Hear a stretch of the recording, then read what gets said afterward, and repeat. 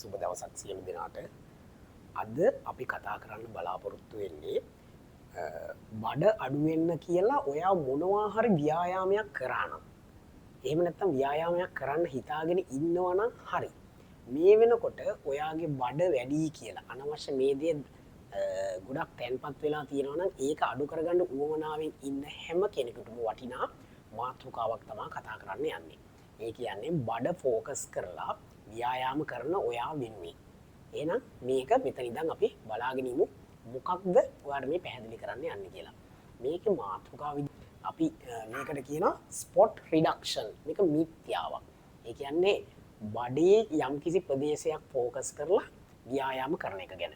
YouTube එකේ, TikTok එකේ, Facebook එකේ ගැහුවොත් එහෙම fat burn exercise ඊළඟට fat loss, weight loss කියලා ගහපුවාම මෙන්න මේ වගේ ව්‍යායාම ටිකක් ඔයාට ඉන්න පුළුවන්. ඒ කියන්නේ crunches වර්ග, එතකොට crunches, reverse crunches, ඊළඟට cable crunches, ඊළඟට leg raises, flutter kick වගේ එකී මෙකී නොකී විවිධාකාර ව්‍යායාම ඔයාට ඉන්න පුළුවන්.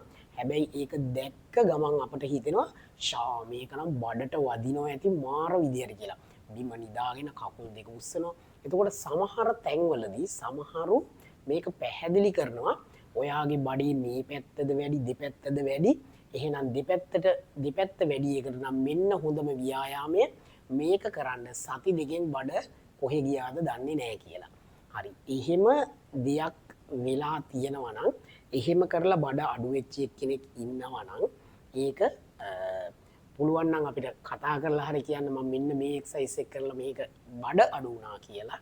එහෙම වෙන්න විදිහක් නැහැ. එහෙම වුණොත් ඒක එයා අනිවාර්යෙන් ඊට අමතරව මේක ෆැට් බර්න් වෙන්න මොනවා හරි දෙයක් එයා නොදැනුවත්ව හරි සිද්ධ වෙලා තියෙනවා. මොකද ඔය එක්සර්සයිස් කරන්නේ සාමාන්‍යයෙන් බඩේ තියෙන මාංශ පේශී ටික වර්ධනය කරගන්න හෝ ශක්තිමත් කරගන්න. එතනින් උඩ තමයි අපේ ෆැට් එක තියෙන්නේ. ඒ ෆැට් එක මෙහි වෙන්න පුළුවන්, දෙපැත්තේ වෙන්න පුළුවන්, සම්පූර්ණ සමස්ත ශරීරේ පුරාම වෙන්න පුළුවන්. අතේ පල්ලෙහා මේ අතේ පල්ලෙහා බාහුව මෙහෙම එල්ලෙන්න සමහරුන්ගේ තියෙන සමහරුන්ගේ කලවාවල පවා ෆැට් එක ඩිපොසිට් වෙලා තියෙනවා. ඉතින් එහෙනම් මම උදාහරණයක් විදියට ගන්නම් මෙන්න මෙහෙම. මේක හිතන්න මෙතනින් මෙහා ගැන හිතන්න නැතුව මේ තියෙන්නේ වැවක්. මේ වැවක අඩියට යනකම් පේන විදියට මම ඇඳලා තියෙනවා. හරිද? එතකොට මේ වැවට වැසි ජලය ලැබෙන්නේ නැහැ කියලා හිතන්නකෝ. සම්පූර්ණයෙන් මෙතනින් මෙන්න මේ විදියට මේ වැවට වතුර වැටෙනවා. එකම ප්‍රමාණයකින් වතුර වැටෙනවා. එතකොට මෙහෙම තියෙන වැවක මම ඔයාට කිව්වොත් මොනවා හරි තාක්ෂණික ක්‍රමයක් උපයෝගී කරගෙන ඔයාට මෙන්න මෙතන තියෙන වතුර ටික අයින් කරන්න පුළුවන්ද? ආපහු නැති වෙන්නම. ඒ කියන්නේ මේ වතුර ටික අයින් කරා කියලා මෙතන රික්තකයක් ඇති වෙන විදිහට වතුර අයින් කරන්න පුළුවන්ද කියලා ඇහුවොත් ඔයාට ඇත්තටම කරන්න බෑ නේද? මේ ටික අයින් කරා කියලා වතුර ටික චුට්ටක් මෙහෙම පල්ලෙහාට එනවා. හැබැයි මෙතන ආපහු පිරෙනවා. ඒක තමයි ඇත්ත తත්වය. මෙන්න මේ උදාහරණයම තමයි හරියන්නේ ඔයාගේ බඩේ එහෙම නැත්නම් අනවශ්‍ය මේදය ඩිපොසිට් වෙලා තියෙන එක බර්න් කරන්න යනකොට. ඒකට හේතුව තමයි අපිට ස්ථානයක් ફોකස් කරලා බඩේ මාස් මේ ෆැට් එක අයින් කරන්න බෑ මොන ව්‍යායාමයක් කරත් සමස්ත ෆැට් එකෙන් කොටසක් තමයි අයින් වෙන්නේ. ඒක ස්ථානය කිසිම තැනකදී අපිට කියන්න බෑ මෙතන ෆැට් එක අයින් වෙනවා මෙතන ෆැට් එක අයින් වෙනවා කියලා. ඒක තමයි සත්‍යම කතාව. එතකොට එහෙම කියලා දැන් ගොඩාක් කට්ටිය මට කතා කරනවා විශේෂයෙන් කාන්තාවෝ සර් මම ගොඩක් මහත නෑ. මම ගොඩක් බර නෑ. හැබැයි මගේ බඩ විතරක් චුට්ටක් තියෙනවා. ඒක අයින් කරගන්නේ කොහොමද කියන එක. එහෙනම් අපි තේරුම් ගත යුතු කරුණ තමයි මෙයා දැන් මේ ඉන්නේ ෆැට් එක ඩිපොසිට් වෙන මට්ටමේ.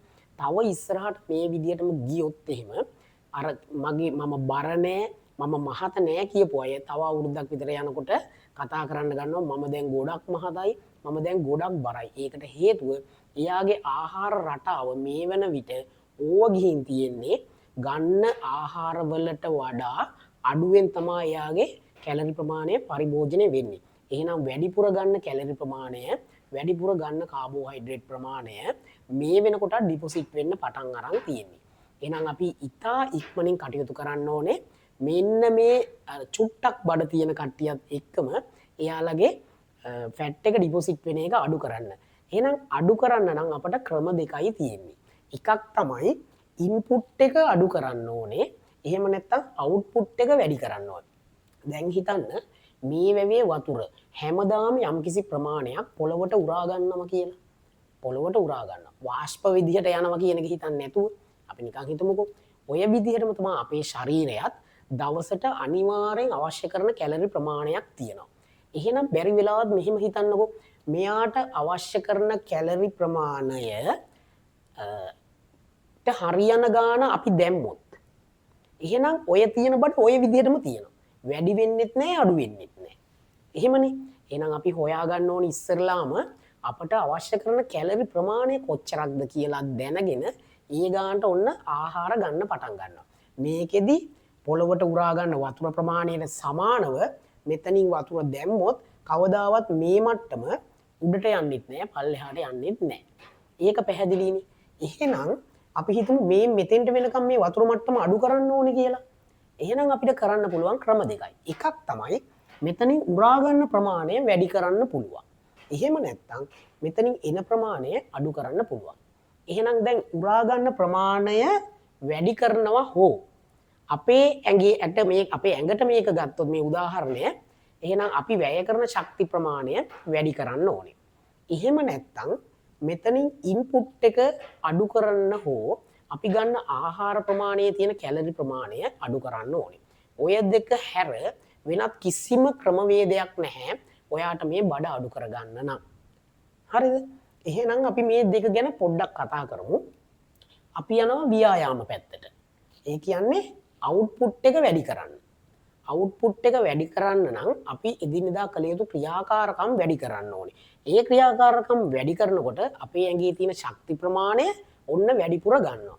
වැඩිපුර ගත්තට වැඩක් නැහැ.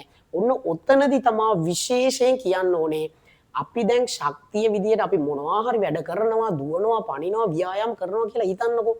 එහෙනම් අපි මෙන්න මේ මේදය භාවිතා කරලා මේ බඩේ තියෙන තෙල් භාවිතා කරලා වැඩ කරන ක්‍රියාකාරකම් කළ යුතු වෙනවා. දැන් හිතන්නකෝ ඔයා ඔන්න ව්‍යායාම තෝරගන්න යනවා. හරිද? දැන් අර මම කිව්වේ අර YouTube එක බලලා හරි කොහොම හරි කාගෙන් හරි ඔයා උපදේශක් ගත්තොත් එයා මෙන්න මෙහෙම උපදේශක් දුන්නොත් හරි ඔයාට මම ෂෙඩියුල් එකක් දෙන්නම් ඔයා ඒ ටික කරන්න. මොනවද? ඔයාට දෙනවා ක්‍රන්චස් 10යි, රිවර්ස් ක්‍රන්චස්, ඊට පස්සේ කේබල් ක්‍රන්ච්, ඊළඟට ලෙග් රේසස්. ඔය දැන් ලෙග් කකුල් උඩට උස්සන්න, ප්ලටර් කික් කියන කකුල් දෙක මෙහෙම අර දෙපැත්තට උස්සගෙන අඟල් 6ක් විතර උඩට උස්සගෙන බිම දිගා වෙලා එහෙම දාන්න. ඊට පස්සේ අපි ගමු සයිඩ් දැන් බඩේ පැත්ත අඩු වෙන්න සයිඩ් ක්‍රන්ච් කරන්න කියනවා. රසියන් ට්විස්ට් කියලා අර උඩට ඉස්සිලා මෙහෙම දෙපැත්තට මොකක් හරි උපකරණයක් අතේ තියාගෙන දෙපැත්තට කරන්න. ඊට පස්සේ බයිසිකල් ක්‍රන්ච් එක කියලා අර කකුල් උඩට මෙහෙම යවන්න. ඒ වගේ දේවල් ඔයාට දුන්නොත් එහෙම ඇත්තටම තේරුම් ගන්න මෙතන මොකක් හරි අවුලක් තියෙනවා. ඒකට හේතුව මම ඔන්න ඔයාට ඉදිරිපත් කරන්න යන්නේ මේ පේනවා දන්නේ. දැන් හිතන්නකෝ මම කිව්වනේ අපි එක්සර්සයිස් එකක් කරනවා නම් ව්‍යායාමයක් කරනවා නම් ක්‍රියාකාරකමක් කරනවා නම් ඒ ක්‍රියාකාරකම අනිවාර්යෙන්ම බඩේ තියෙන මේදය ගන්න ක්‍රියාකාරකමක් වෙන්න ඕනේ කියලා. ඔන්න දැන් ඔයා හිතුවොත් එහෙම ඔයා හිතනවා හරි. දැන් අර මම කිව්ව විදිහේ එක්සර්සයිස් වලට ඔන්න ඔයා යනවා. ක්‍රන්චස් 10ක් 15ක් ගහන්න යනවා. ක්‍රන්ච් 50ක් ගහන්න කියලා හිතන්නකෝ. ඔන්න අපේ ඇඟේ ශක්ති පද්ධති තුනක් තියෙනවා. දැන් මේ අර වැවියේ කතාව අමතක කරලා හිතන්නකෝ මේ අපේ ශරීරය තුල ක්‍රියාත්මක වෙන ශක්ති පද්ධති තුන. ඒ කියන්නේ එකක් අපි ගත්තොත් එහෙම ATP වලින් ශක්තිය ලබා ගන්නවා.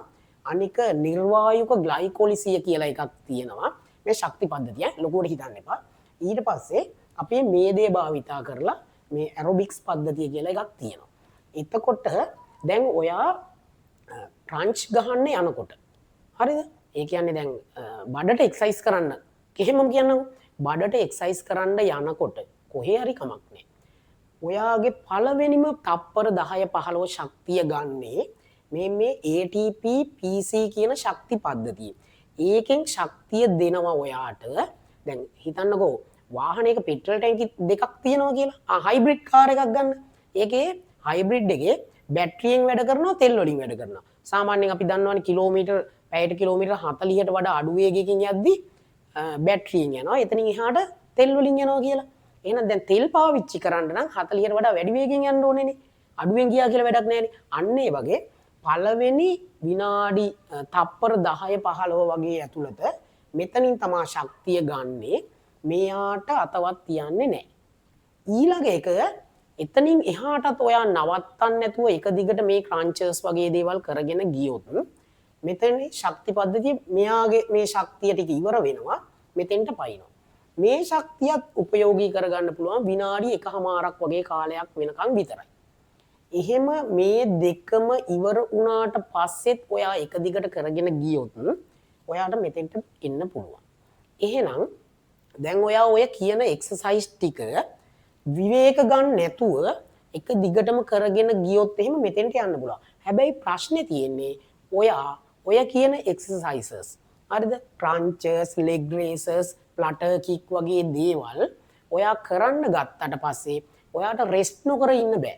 ඔයා අනිවාර්යෙන් විනාඩියක් කරොත් විනාඩියක් රෙස්ට් කරනවා. අන්න ඒ විවේක කාලය තුල මේක ආපහු පිරෙනවා. ඒ විනාඩියක් විවේකීව හිටියොත් ඔයාට මේක ආපහු පිරෙනවා. එතකොට දැන් ආයෙ කරද්දි මොකද වෙන්නේ? ආයෙ කරද්දි ආපහු මෙතනින්ම තමයි ශක්තිය ගන්න. දැන් ලොකු ප්‍රශ්නයක් තියෙනවා නේද? මෙතෙන්ට යන්නේ නැහැ කියන එක ඔයාලට තේරෙනවද? එහෙනම් මේ මීදයෙන් ශක්තිය ගන්නෙ නැහැ. එහෙනම් අපි තීරණය කරන්න ඕනේ, තේරුම් ගන්න ඕනේ විවේක නොගෙන එකම දිගට විනාඩි 40ක් හෝ විනාඩි 20කට වඩා වැඩිපුර කාලයක් එක දිගට කරගෙන යන්න පුළුවන්, මහන්සියකින් තොරව කරගෙන යන්න පුළුවන් ව්‍යායාම ටිකක් තෝරගත්තොත් කිසිම අපහසුතාවකින් තොරව ඔයාට මෙන්න මේ අවුට්පුට් එක වැඩි කරලා මේ දේ දහනය කරගන්න පුළුවන්. එහෙනම් අපි තෝරගත යුත්තේ මොනවද? ඇවිදීම, ඊට පස්සේ සාමාන්‍ය වේගෙන් දුවන එක, ගොඩක් අයියෙන් නෙමෙයි. හරිද? ඊළඟට ස්විමින්, එතකොට තව අපි ට්‍රෙඩ්මිල් එක ගත්තොත් එහෙනම් ට්‍රෙඩ්මිල් එක පාවිච්චි ගන්න පුළුවන්. ජිම් එකේ බයිසිකල් එක, එතකොට සූම්බා ක්ලාස් එකකට ජොයින් වුණොත් එහෙම එතන තියෙන ඩාන්ස් එක, මියුසික් එක, ඇරොබික්ස් එක්සර්සයිස් වලට එකතු වෙලා ඇරොබික්ස් එක්සර්සයිසස් අර රිද්මයානුකූලව කරන ඔන්න ඕවගේ ටිකක් තෝරගත්තොත් එහෙම ඔයාට කිසි ප්‍රශ්නයක් නැතුව මේ අවුට්පුට් එක වැඩි කරලා බඩ අඩු කරගන්න පුළුවන්. එහෙම නැත්නම් ඔයාට අවුට්පුට් එක වැඩි කරනවා හෝ ඉන්පුට් එක අඩු කරනවා නම් ඔයාට පුළුවන් හොඳ ඩයට් ප්ලෑන් එකකට ගිහිල්ලා ඒ ඩයට් ප්ලෑන් එක අනුව ඔයාට අවශ්‍ය කරන කැලරි ප්‍රමාණය හදාගෙන ඒකෙන් කැලරි 500ක් අඩු කරනවා. එතකොට හිඟයක් ඇති වෙනවා. එතකොට වෙන්නේ මේක සාමාන්‍ය විදිහටම තියෙනවා. මෙයා ගානට එන්න අඩු කරාම මේක ටික අඩු වෙනවා. කෙනෙකුට කරන්න පුළුවන් මේ දෙකම එකතු කරලා ඩයට් ප්ලෑන් එකකුත් කරන්න පුළුවන්. ඊට අමතරව මෙතනින් අවුට්පුට් එකත් වැඩි කරන්න පුළුවන්. එහෙම වුණොත් අර දෙගොල්ලම කරනවට වඩා වැඩි වේගෙන් ඉතා ඉක්මනින් ඔයාගේ බඩ අඩු කරගන්න පුළුවන්. එහෙනම් ඒත් එක්කම මතක තියාගත යුතු විශේෂම දේ තමයි මම අර කරන්න එපා කියලා කියන එක්සර්සයිස් මේදය දහනය කරන එක ફોකස් කරලා කරන්නේ නැතුව ඔයාගේ මාංශ පේශී ටික ශක්තිමත් සහ වර්ධනය කරගන්න අරමුණින් ඒක භාවිතා කරන්න ඕනේ. එහෙනම් ඒක කරන්න ඕනේ කොහොමද? ඔයා ජිම් එකකට හෝ ගෙදර හෝ ෆුල් බොඩි වර්ක්අවුට් එකක් කරන්න. ඒක බඩ විතරක් ફોකස් කරන්න එපා. අපේ මාංශ පේශි ගත්තොත් එහෙම කාප් මසල් එක, ඊට පස්සේ මේ කොඩ්රිසෙප් මසල්, ඒ කියන්නේ කලවා පැත්ත, අපේ ග්ලූටියස් මසල්, තට්ටම් ප්‍රදේශය, ඊළඟට ඇබ්ස්, මේ අත්, මේ චෙස්ට් එක, මේ හැම දෙයක්ම ફોකස් කරපු වර්ක්අවුට් එකක් හදාගන්න. ඒක සතියට අඩුම ගානේ දවස් 2ක්වත් කරන්න පුරුදු වෙන්න. එතකොට තමයි ඔයාගේ මාංශ පේශී හරි ලස්සනට වර්ධනය වෙන්නේ. අන්න ඒ වගේ අවස්ථාවකදී ඔයා ඔය කියන ක්‍රන්චස් කරන්න බඩේ මාංශ පේශිය වර්ධනය වෙන වේගින්. ඒක කිසිම අපහසුතාවයකින් තොරව කරන්න ඕනේ. මාංශ පේශියට අපි ඒකේ තියෙනවනේ මාංශ පේශියක් වර්ධනය කරගන්න ඕනේ මූලික කරුණු ටික. අන්න ඒ කරුණු උපයෝගී කරගෙන ඒව ගැන දැනගෙන ඔය ක්‍රන්ච් එක හරි රසියන් ට්විස්ට් හරි ඕ වගේ දේවල් ටික ෂෙඩියුල් එකක් හදාගෙන කරගෙන යන්න. එහෙම නැතුව ඔයා අර විදියට කරන්න ගියොත් ඔයා අමාරුවේ වැටෙනවා. ඒකින්ද මේ ඩයට් ප්ලෑන් එකක් හදන විදිය ඕන තරම් මම කියලා දීලා තියෙනවා. ඒ වීඩියෝ බලලා පුළුවන් නම් ඩයට් ප්ලෑන් එකක් හදාගන්න. මට කතා කරොත් මම අනිවාර්යෙන් මුදලක් අය කරලා තමයි ඩයට් ප්ලෑන් හදන්නේ. එහෙම නැත්නම් ලොකු කාලයක් වැය වෙනවා. මගේ කාලේ මට ගොඩක් වටිනවා. මේ ෂෙඩියුල් එකක් හදාගෙන ඔයාට ජිම් එකකට යන්න පුළුවන්. සුම්බා ක්ලාස් එකකට ජොයින් වෙන්න පුළුවන්.